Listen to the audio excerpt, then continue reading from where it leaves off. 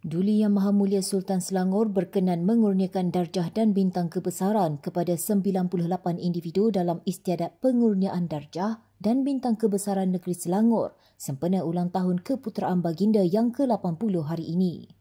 Istiadat yang berlangsung di Balai Rung Seri Istana Alam Shah itu menyaksikan keberangkatan Sultan Sharafuddin Idris Shah Al-Haj diiringi Duli Yang Maha Mulia Tengku Permaisuri Selangor Tengku Permaisuri Hajah Nur Rashikin, Duli Yang Terhormat Mulia Raja Muda Selangor Tengku Amir Shah dan Yang Mulia Datin Paduka Seri Afzal Fadini Dato' Abdul Aziz.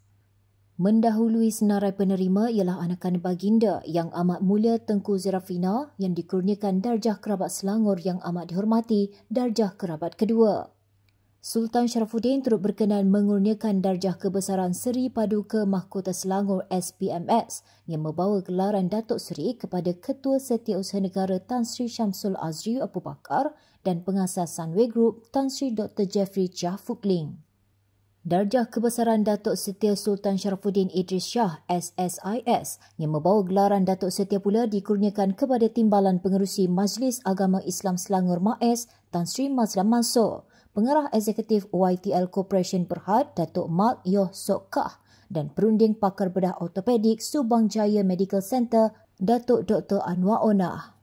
Seramai 16 penerima dianugerah darjah Datuk Paduka Mahkota Selangor DPMS yang membawa gelaran Datuk atau Datin Paduka, antaranya Menteri Komunikasi Datuk Fahmi Fadzil, Pegawai Kewangan Negeri Selangor Datuk Dr. Hanif Zainal Abidin dan Exco Perpaduan Datuk Rizam Ismail. Turut menerima darjah tersebut ialah Hakim Mahkamah Persekutuan Datuk Azimah Omar, Naib Chancellor Universiti Putra Malaysia Datuk Profesor Insinyur Dr. Ahmad Farhan Muhammad Sadullah dan Yang di-Pertua Persatuan Pandu Puteri Malaysia Cawangan Selangor Raja Datin Sri Utama Johana Adrina Raja Arsyad. Seramai 17 individu dikurniakan darjah Datuk Sultan Sharafuddin Idris Shah DSIS termasuk Pengarah Jabatan Bomba dan Penyelamat Malaysia JBPM Selangor Wan Mat Razali Wan Ismail, Datuk Bandar Petaling Jaya Muhammad Zahri Samingon, Imam Masjid Istana Diraja Muhammad Rasid Mahful dan pelukis terkenal Yusuf Ghani. Atlet Bina Badan Kebangsaan Ahmad Faiz Arifin pula menerima darjah Ahli Kegemilangan Sukan Selangor AKS. Seramai 10 individu dianugerahkan darjah Setia Mahkota Selangor SMS, antaranya Pegawai Daerah dan Tanah Petaling Huzunul Khairil Muhammad, Timbalan Ketua Polis Selangor Superintendent Ki Hang Ki dan Pengarah Jabatan Kebajikan Masyarakat Selangor Azmi Kasim yang pernah terlibat dalam operasi Putra Hai. Darjah Setia Sultan Sharafuddin Idris Shah SIS turut diberikan kepada 10 penerima termasuk Naib Presiden Komersial YTL Power International Berhad Dominic Hua Sheikh Hau dan Ketua Polis Daerah Subang Jaya Wan Azlan Wan Mamat.